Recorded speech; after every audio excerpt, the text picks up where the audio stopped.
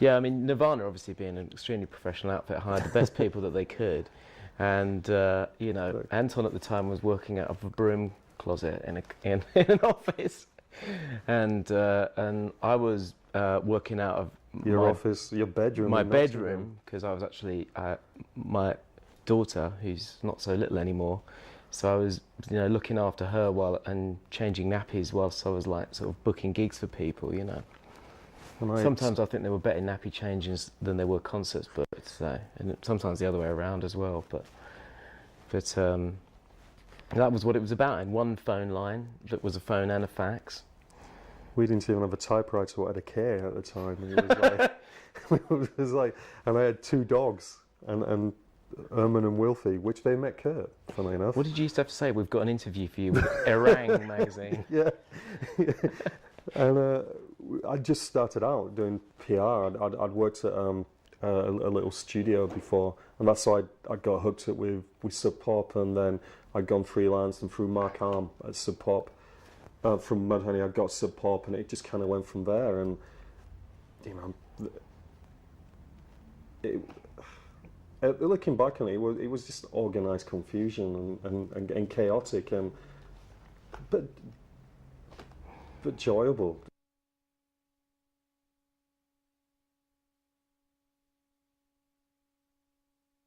Well, it's hard to say what exactly shows that, you know, that lets you know. It's more of a feeling that I get. It's like when I work with people and things like that, I get a certain feeling about people sometimes that I go, oh, you know, this guy's got great potential to do something, you know. And I've rarely ever had that with that many people. But with him, it's a certain feeling of just, I don't know, just his ability to like just work his melodies, you know, with his writing. Just the kind of character that he is. It's just so hard to explain, but it really is a lot about him. Unless you don't particularly see it like I see it, it's hard to tell. But obviously, up on top, I mean, you know, he had a lot of good songwriting, you know, ability, and that's what I noticed right off the bat. So.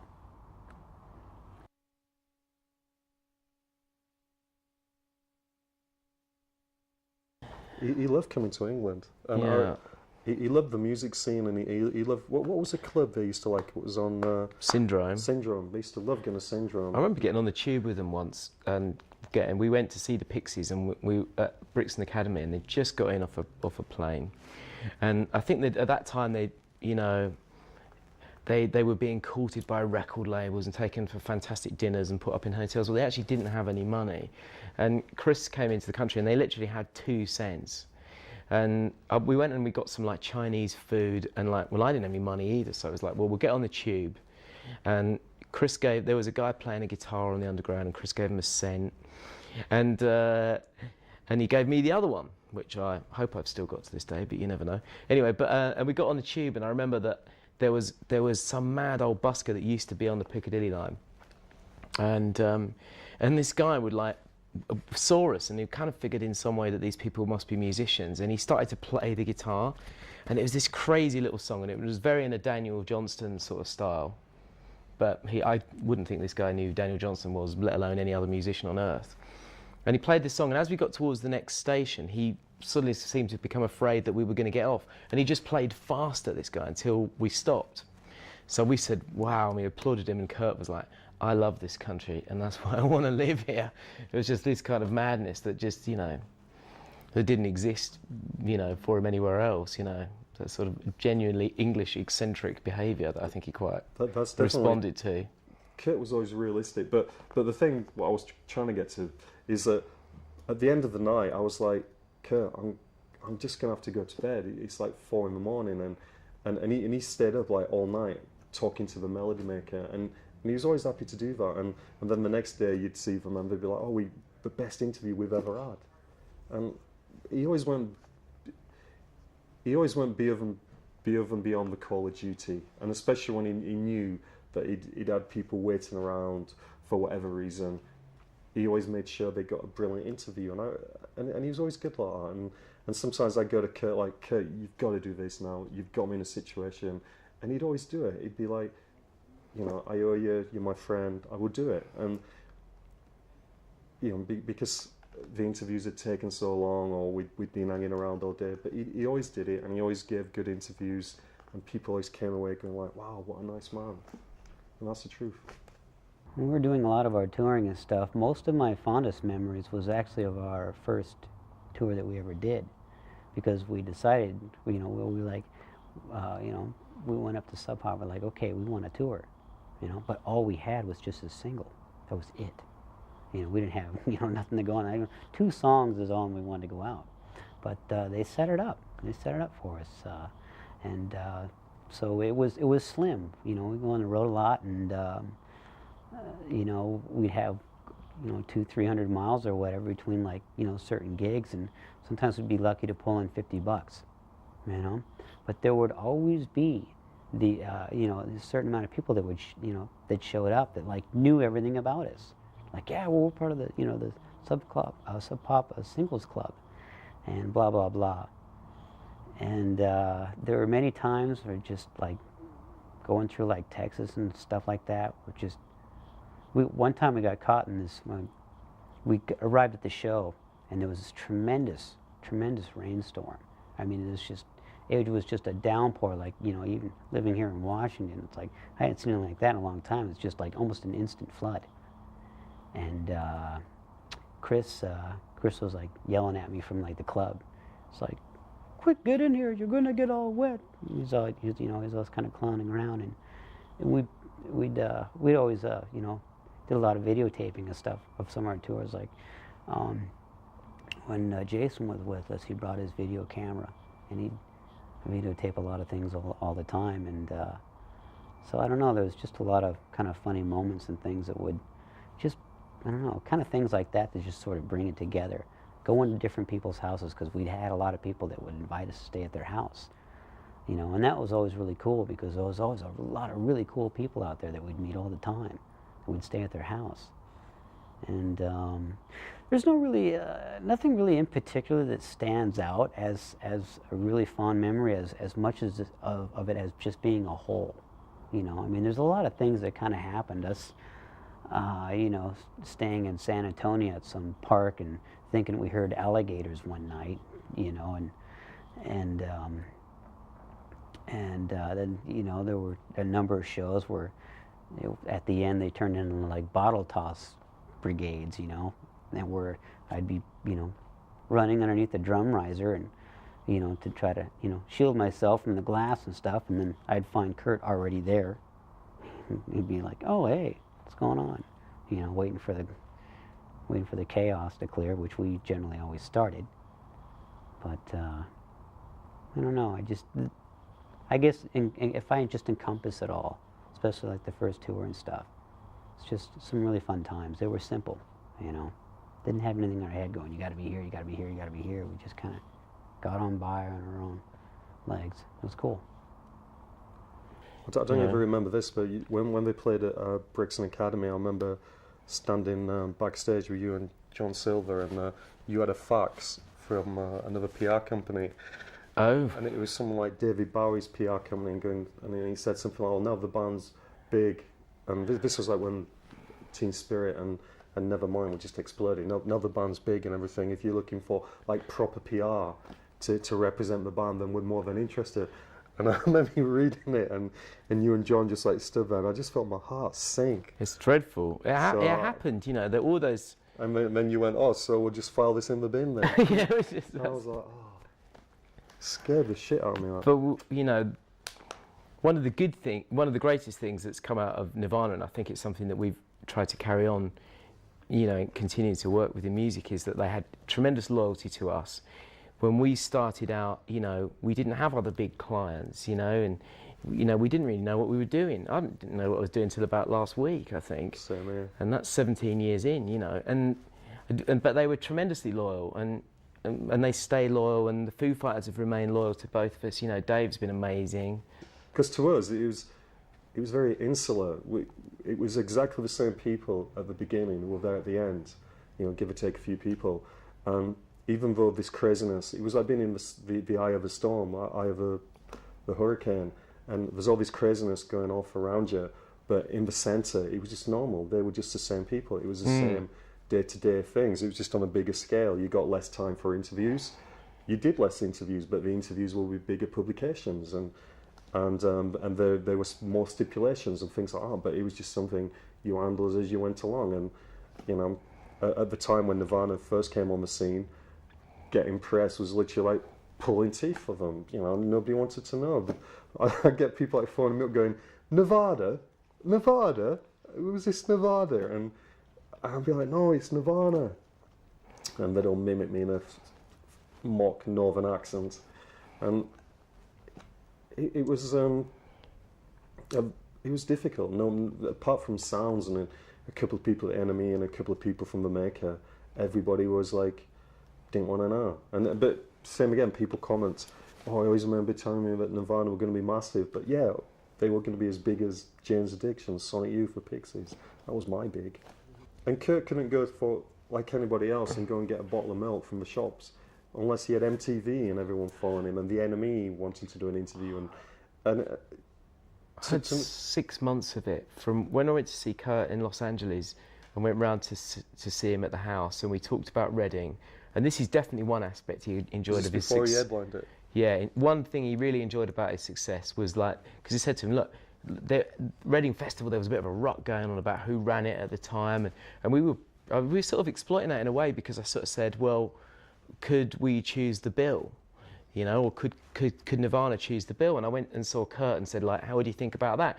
And I don't think anything else had sold him on the idea of doing it. Not headlining the festival, not being paid good money or any of this. It was the idea that he could put all his mates, and all the people that he wanted to see on a festival, he could put them on. And that completely sold him on the idea. Beyond Again and all that. And same again, to Kurt, that's punk rock, and that's what it's about. Beyond Again, Shonen Knife. Yeah, just... Eugenius. All these bands what he liked, and Screaming Trees, the Melvins. I mean, Mudhoney. And he was just completely down to earth. But I think he enjoyed having the security and having the luxury of having money, because then he could provide for his family, because his parents were normal working class everyday people, and Kurt had, before he became big, he was just living in this really tiny one-bedroom flat, which was one of the most bizarre things you've ever seen. It was... one thing was always... he wasn't terribly house proud. He wasn't, but he was... It's true, he wasn't, but he was an absolute fantastic artist. And I always remember my partner at the time, Ginny Keith, she was always wanting to try and get someone to do a feature with Kurt, and show some of his art and some of his paintings and sculptures. But whenever we'd speak to him about it, she'd be like, oh, go and speak to him, ask him, or she'd ask him about it.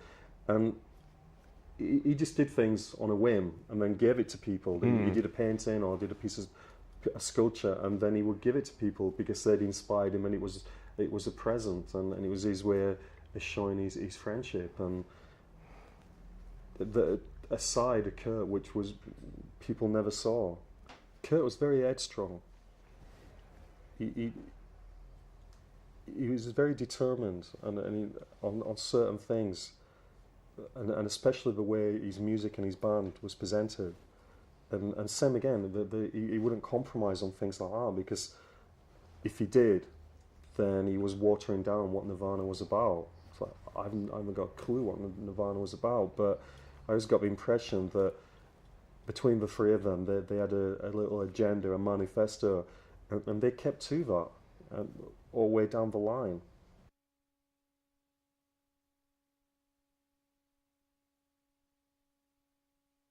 I think as far as like whatever people say, or John or whatever, I didn't read the article in Rolling Stone, but there's obviously going to be a lot of different opinions, I think, always, on whether Kurt was deserving of this, of a higher status or not. But I do recall, hearing that, there was comparisons, made between him and like John Lennon.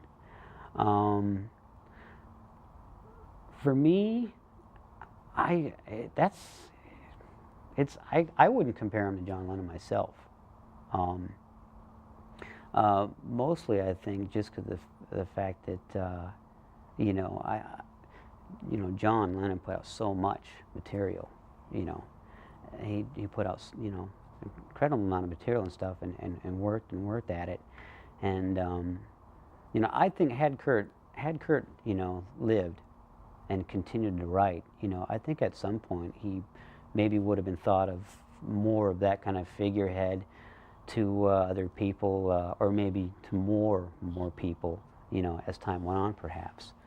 But I mean, if anybody was going to try to put Kurt Cobain in, like, well, what kind of a character, what kind of personality or life could we compare it to the most? If someone's like, well, I have to make a comparison. For me, I think I would more comparison to somebody who shined really bright and then went away. Like maybe like a Jimi Hendrix or something like that. But to me, they're all different. I mean, Kurt's writing and stuff wasn't John Lennon writing. It was totally different. So to me, you can't really compare. As with like Hendrix or anything, you can't really compare. I think Kurt, just in his own way, of just what he did, and in particular, it's about focusing on what they did individually.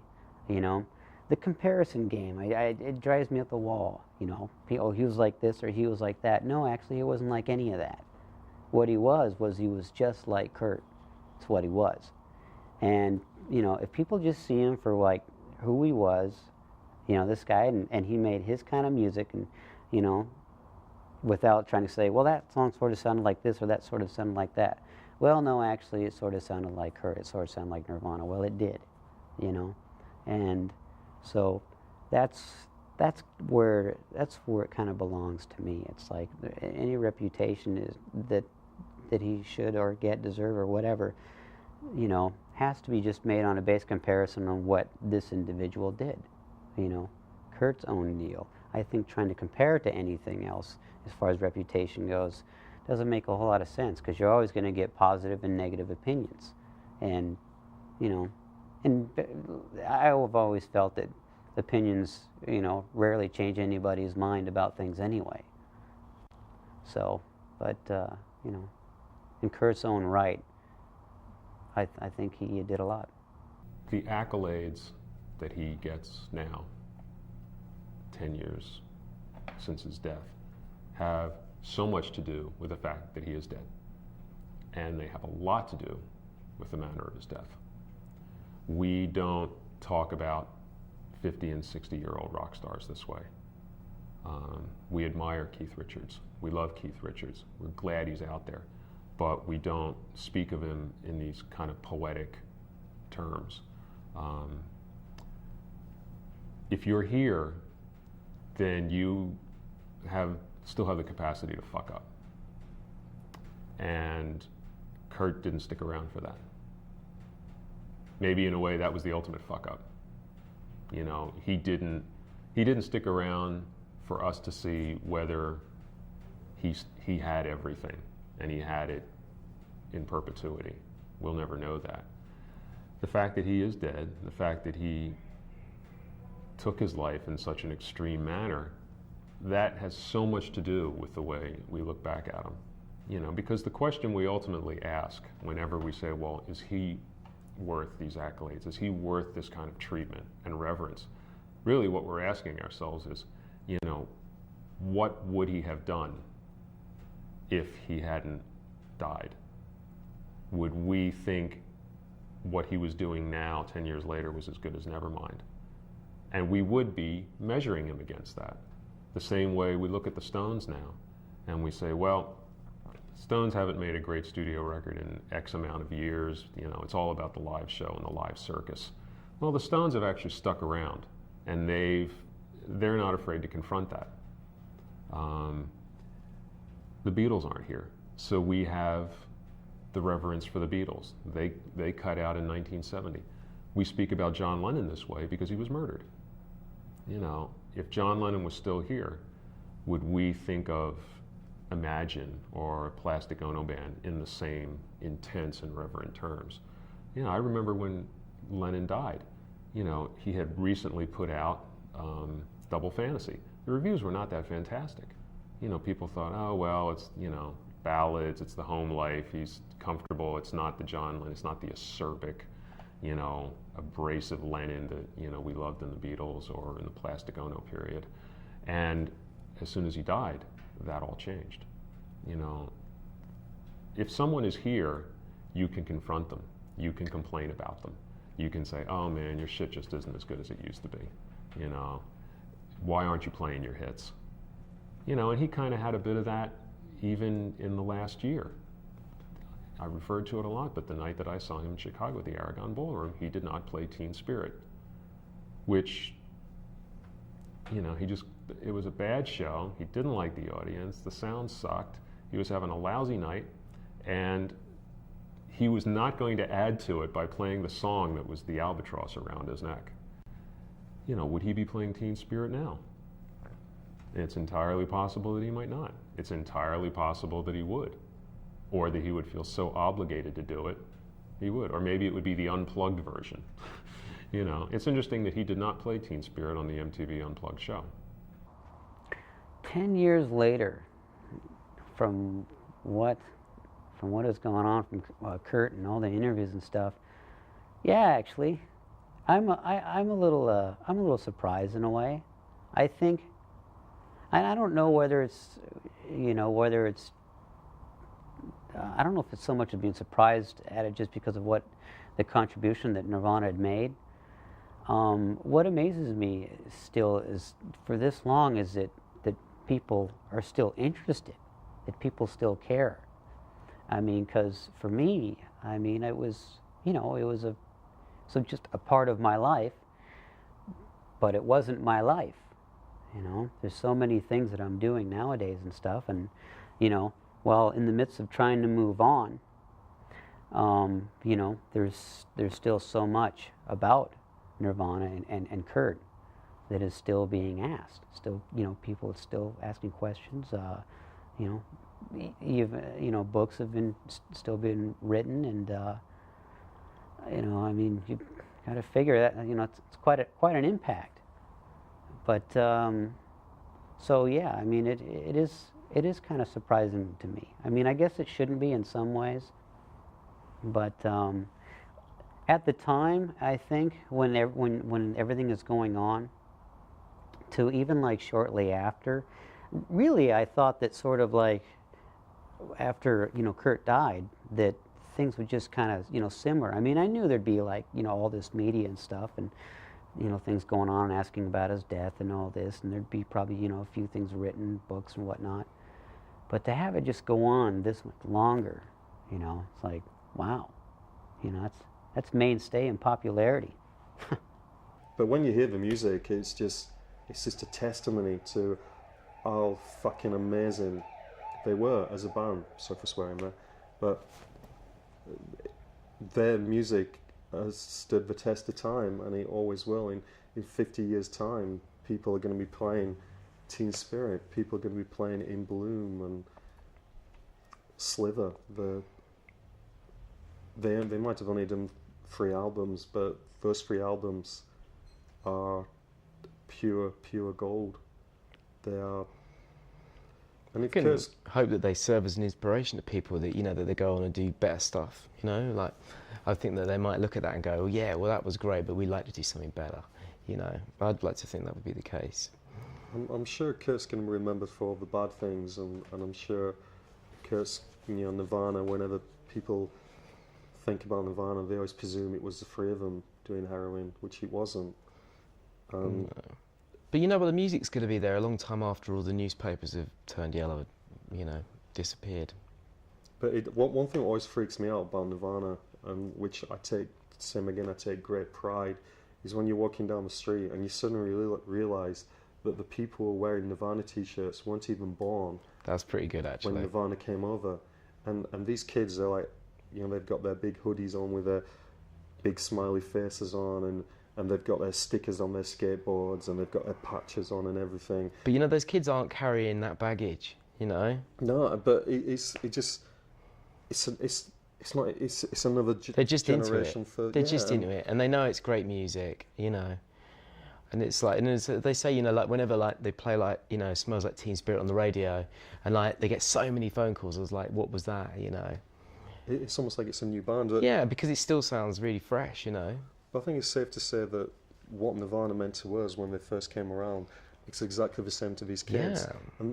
And for music to transcend like that, that is such a gift. That is such an amazing feat, you know. And as much as I like a lot of music around at the moment, there's none of these people can even touch Kurt. Kurt's up there, you know, with the Beatles, with the Stones, whatever, Elvis, Sly and the Family Stone. Let's get a plug for Sly in there. He was successful because he was enigmatic, charismatic, you Honest. know. Yeah, knew how to write a good tune, you know. Nirvana, like you just touched on it when you were talking about the first time you heard them, but to me, Nirvana were the Beatles' pop end with the heavy rock end of Black Sabbath, and the way they spliced it together has never been done since and never been done before. Yeah. If you had that sort of, you know, the real good sort of melodic sensibility. I think I heard John Lennon when I first heard him, and that's what I thought I heard, and I could hear that and this sort of heavy thing, you know, whether that be, you know, Sabbath. I would think Sabbath more than sort of Zeppelin or whatever, you know, but yeah, I mean, just that, you know, you could just tell, because there were so many other bands that were really But their songs were very simplistic too. heavy. They were heavy, you know, all those complicated. kind of very, very heavy bands, you know, like the Melvins and Tad. And I really, you love what they did, and it sort of moved you in a particular way. But they didn't really have, like, you know, they didn't really have that sort of lightness of touch with, like, so the melodies, you know, and that's what he had, you know. I mean, those songs are quite sophisticated, and I think they seem easy, but I don't think they are really. They're quite sophisticated, or it's you know, sophisticated in melody, but using fairly simple chords or whatever, you know. Just basic chords.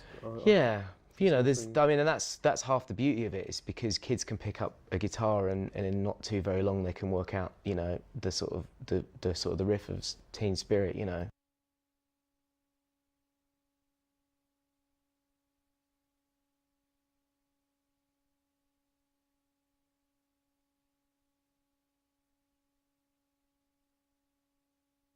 Nevermind is obviously the classic Nirvana album, but I think In Utero is certainly Kurt's most honest record.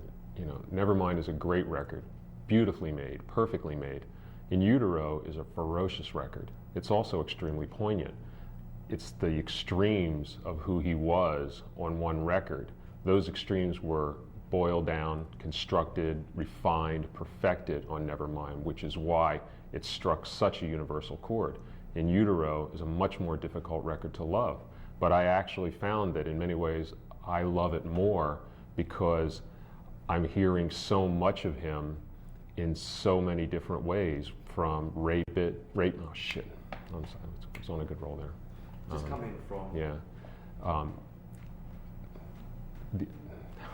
Okay. Because we can cut that. Yeah.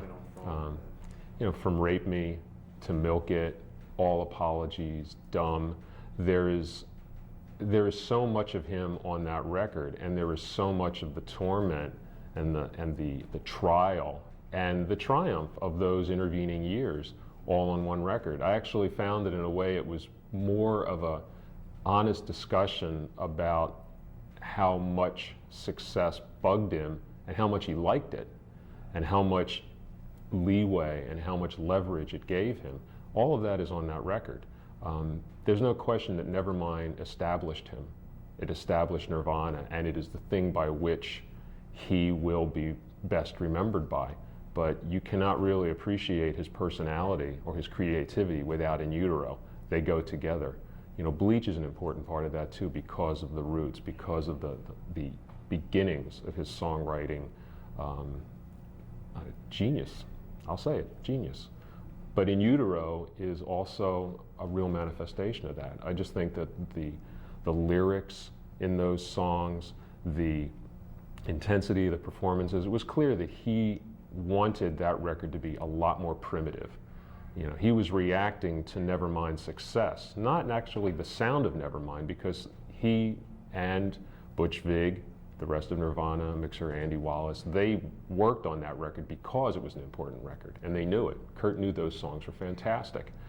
At the same time, the fact that so many people loved it, and so many of those people were guys that would have kicked his ass in high school, you know, who would have thought he was a punk and a loser and a loner. The fact that all of those people loved his record, I think, was as much of the reason for him denigrating it later and saying, oh, well, it sounded like a heavy metal record and it sounded like Queen.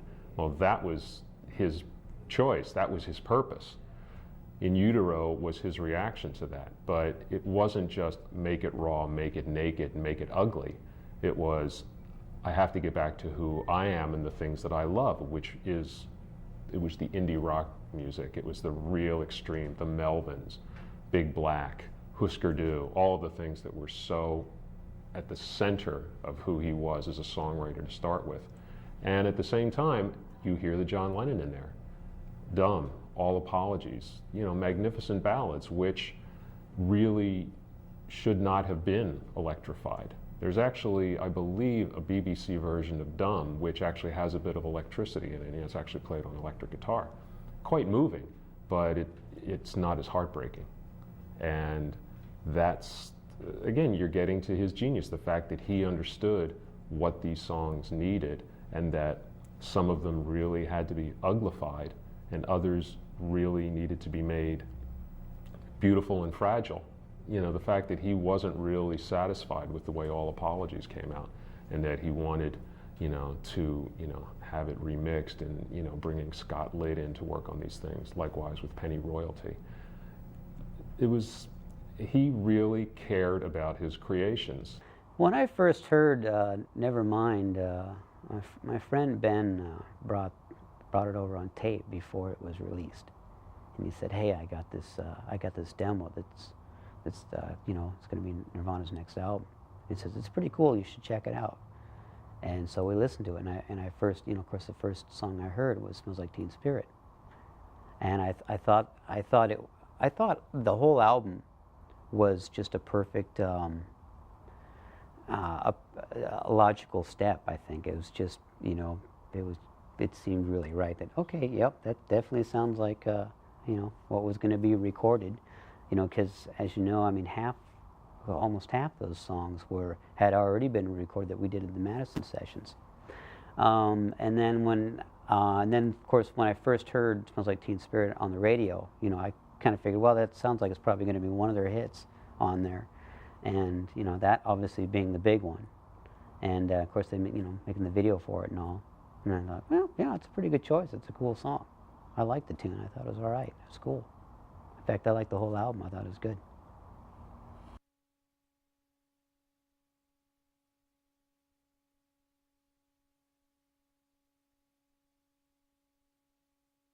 The construction of Teen Spirit is very simple. It's kind of borrowed, as he certainly admitted, that it was an homage to the Pixies, that soft, loud dynamic that was so important to the Pixies records. But the riff, that opening riff, that just strumming thing, and then when Dave's drums just kick in really hard, and then the guitar explodes and the band pushes off, you're not even into the song itself yet. You're just into this ferocity. And it's the sound and the power of the band that gets you first. And there's something to be said for that, because we tend, in rock and roll now, we tend to think of songwriters as being the primary movers. It's the words and the music accompanies that. But in rock and roll, from the beginning, it was never, the song was not the primary thing. It was the push, it was the feel, it was that force, and it was the sex. You know, there is no sense to be made of wop bombaloo mop bam boom. It's complete nonsense. But it's nonsense that just grabs you by the throat, it grabs you by the hips, and it makes you move. Teen Spirit did exactly the same thing. It did exactly what great rock and roll songs have always done, is they've physically taken you somewhere else. The fact that there were amazing lyrics in there and there were hooks and that hello, hello, hello, how low, you know, those subtleties in a way came later. And they were things that in a sense you couldn't really hear them on the record itself because, you know, Kurt was actually quite smart. You know, he buried the words in the mix just enough to make you hunt for them, so that it was not just about what am I saying, it was about what I'm feeling. And that quality immediately came through in Teen Spirit. And as soon as you kept moving through the record, Come As You Are, Lithium, Polly, all the way to, you know, the final track with the cello, you know, the way everything sort of just softens and leaves you spent, really. You know, these were all physical feelings, physical characteristics. And that's actually ultimately the mark of a great songwriter, because he's not just relying on rhymes, he's not relying just on metaphors or clever verses, hooks. It's the entire package. What I still get from Smells Like Teen Spirit is the same thing I get from Like a Rolling Stone, I Want to Hold Your Hand, Heartbreak Hotel. All of the great records that have announced a new era have always done that. They've always gotten you physically first, then they force you to make sense of them later.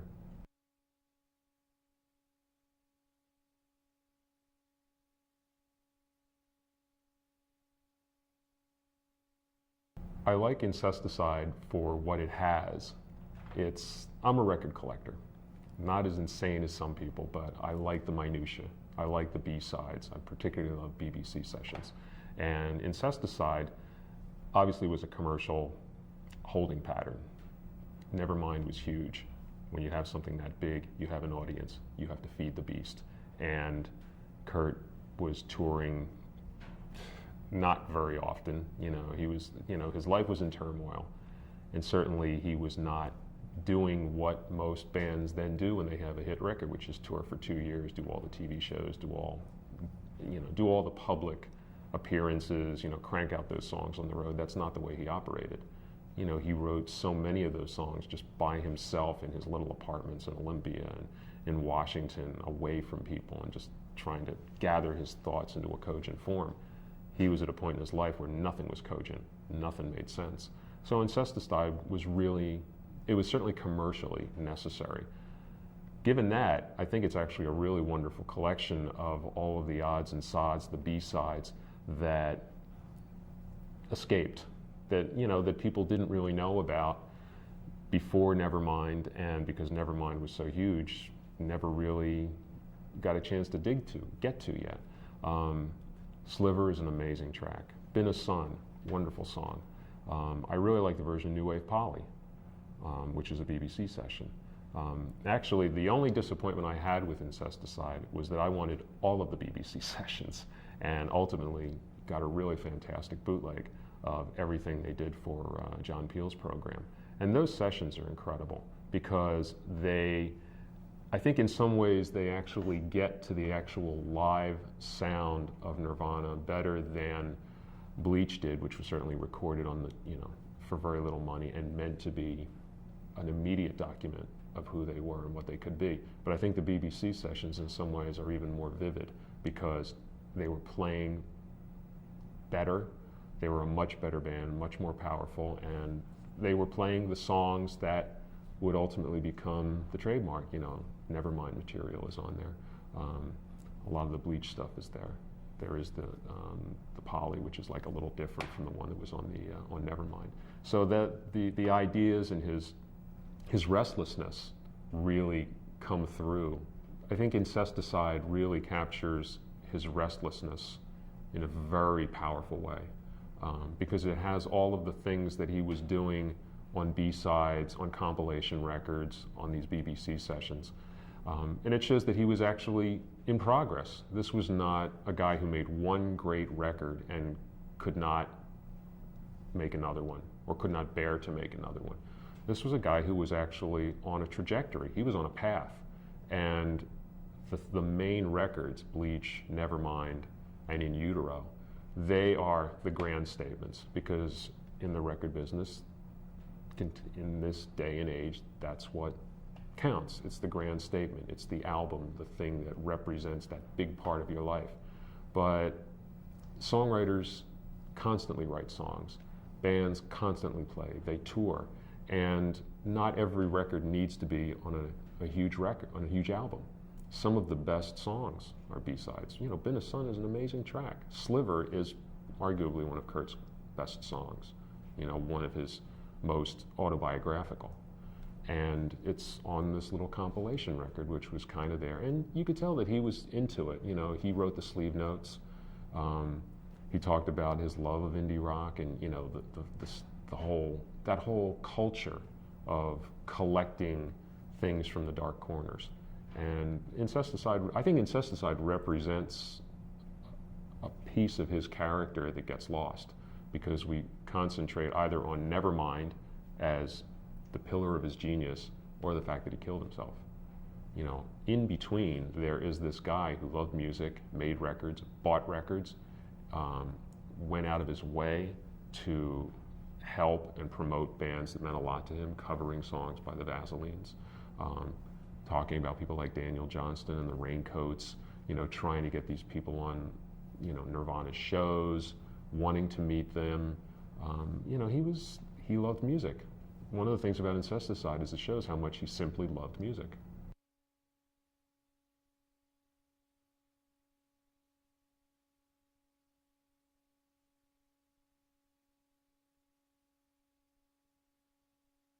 When we went along to the Word. We were invited. Yeah, I think we were invited. We were there anyway. So we were, so Nirvana were booked, and I think they were kind of like, they were booked as a band, you know, that we're going to book for the show. And in between being booked and appearing, things were moving so far that actually having Nirvana on the show was quite a big deal.